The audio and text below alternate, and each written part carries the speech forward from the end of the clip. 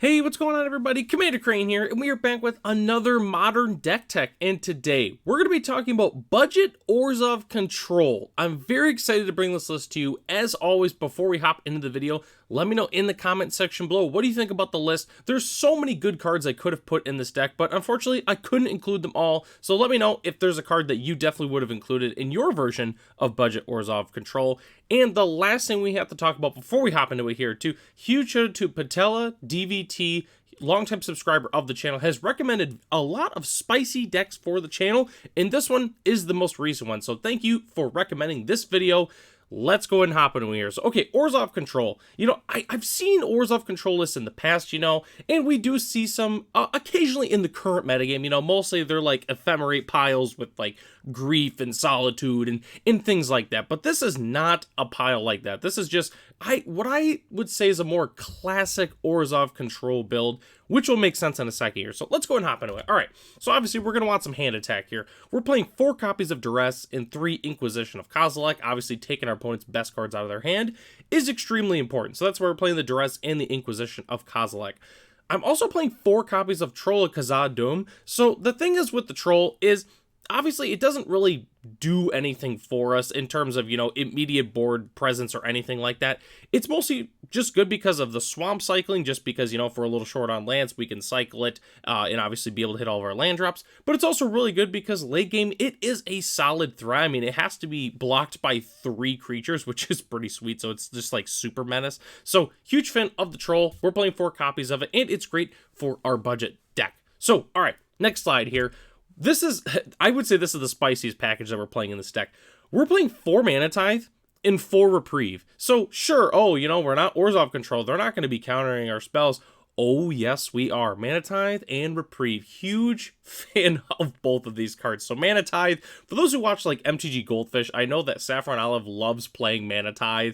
And honestly, I've played Mana Tithe in the past. I remember back in the day, Mana Tithing a couple of, like, Tarmogoyfs and stuff like that. It's the most... It's hilarious when it does happen. Huge fan of Mana Tithe. That's why we're playing that. Reprieve, hey, it's basically just a better remand, because it's not countering the spell. It's returning it to their hand. So even if our opponent's playing, like, a non-counterable spell, doesn't matter, put it back in your hand. So huge fan of Reprieve. We're also playing 2 copies of Path to Exile. Hey, it's a clean removal spell. Sometimes our Murktide Regent is not going to get taken out by Fatal Push and things like that, so that's why we're playing the 2 Path to Exiles. Definitely a huge fan of the removal spell. It's a little bit outdated, but I still really do like the card, and it's a really great budget solitude for this deck. So huge fan of the Path to Exile.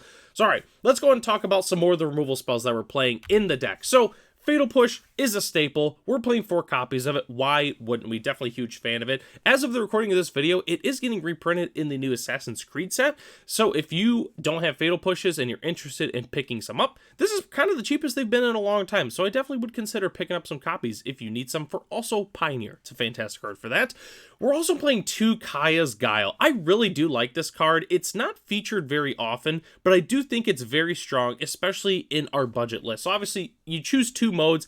Each opponent sacrifices a creature, exile all cards from each opponent's graveyard, make a 1/1 black and white spirit with flying, or you gain 4 life, but if we pay 6 mana, we get all of the modes. So definitely a huge fan of Kaya's Guile.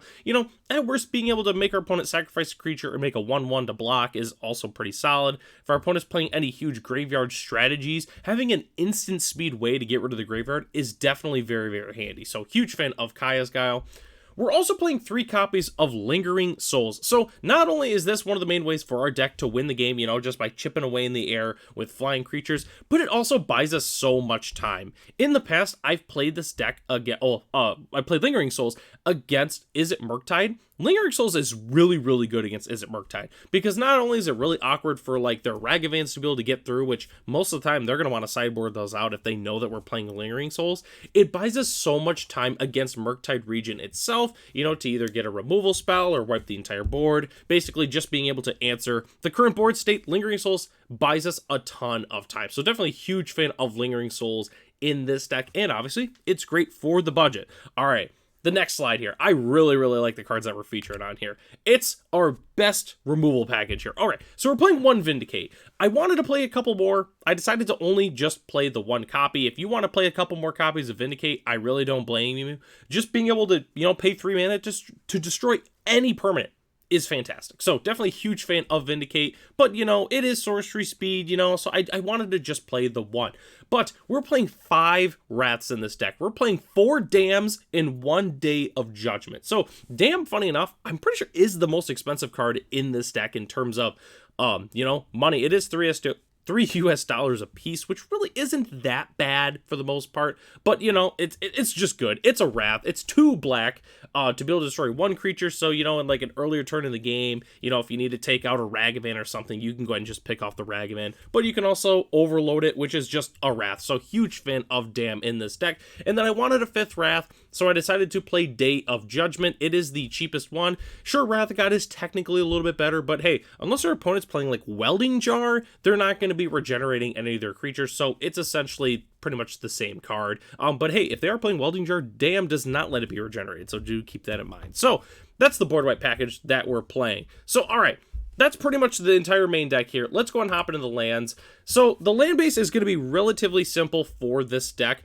I thought about putting in some of the budget fetch lands from Modern Horizons 3, but I didn't, and I think it'll make sense here in a moment. So all right, let's talk about the dual lands. So we're playing 4 Temple of Silence, 4 Shambling Vent, and 2 Restless Fortress. So Temple of Silence is pretty self-explanatory. It's a scry land, you know, I wouldn't say it's like drawing half a card, but you know, it can help filter our draws a little bit. The Shambling Vent and the Restless Fortress, these are going to be the main ways that we're pretty much going to win the game. We're going to be controlling the board, and then we're just going to start chipping in with all of our man lands here and eventually take out our opponent. That's usually how we're going to win the game. I decided I wanted Shambling Vent more than I wanted Restless Fortress, just because, you know, it is only 3 mana to activate. We could still hold up like Fatal Pushes and Path to Exile is a little bit easier, but I do like Restless Fortress as well. That's why I'm playing both of those, essentially. So, next slide here for the lands. We're playing 4 Concealed Courtyard. It is a fantastic budget dual land. I mean, it goes for less than $1 US a piece. It was just reprinted. It was in the Pioneer Challenger deck about a year ago. So, definitely a huge fan of the Concealed Courtyard. So, we're playing 1 Shadowy Backstreet. And I know what you're thinking. Well, technically, this is kind of better than the Temples, right? And you're correct. But not for our wallet. Because, you know, the Shadowy Backstreet goes for about $550 US. And the Temples are, like, people are basically just giving away the Temples. We're playing just 1 copy because of the Troll, because the Troll just grabs a swamp card. It's not just a basic swamp. So we're playing 1 that we can fetch up with the Troll. We can get the Surveillance. That's why we're just playing the 1 copy. But if you have more laying around, definitely play them.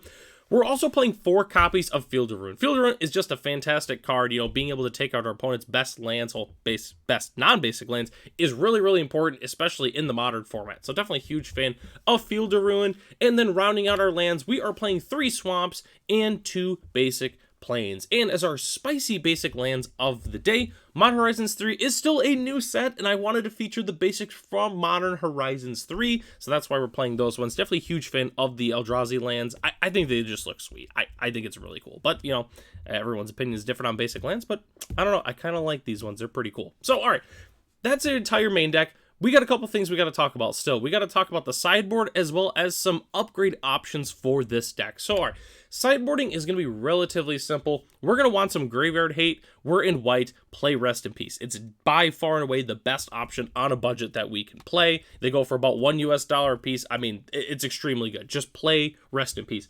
We're also going to want Cursed Totem. There's really only one reason we want Cursed Totem, and that's because of the Golgari Yogg decks that are going around. It's really the only clean answer for the entire deck, which is still crazy to me. But yeah, definitely just play Cursed Totem in your sideboard.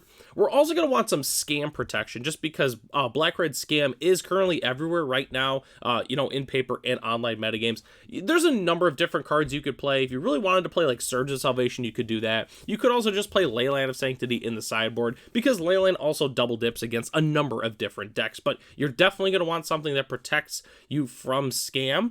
The last thing that I put on here is One Ring Hate. We're going to want ways to basically stop our opponent's One Ring from doing pretty much anything. I would say Pithing Needle is probably like the cheapest and most effective option, just because Pithing Needle does a ton of double dipping, but there's a lot of fantastic options that you could play to be able to get your opponent not take advantage of the One Ring. But if you want to see exactly what I'm playing on my sideboard, the list is in the description below. You just click on the link for Goldfish there, and then you can check out exactly what I'm playing in my current sideboard. But don't be afraid to change things up depending on what your local metagame looks like.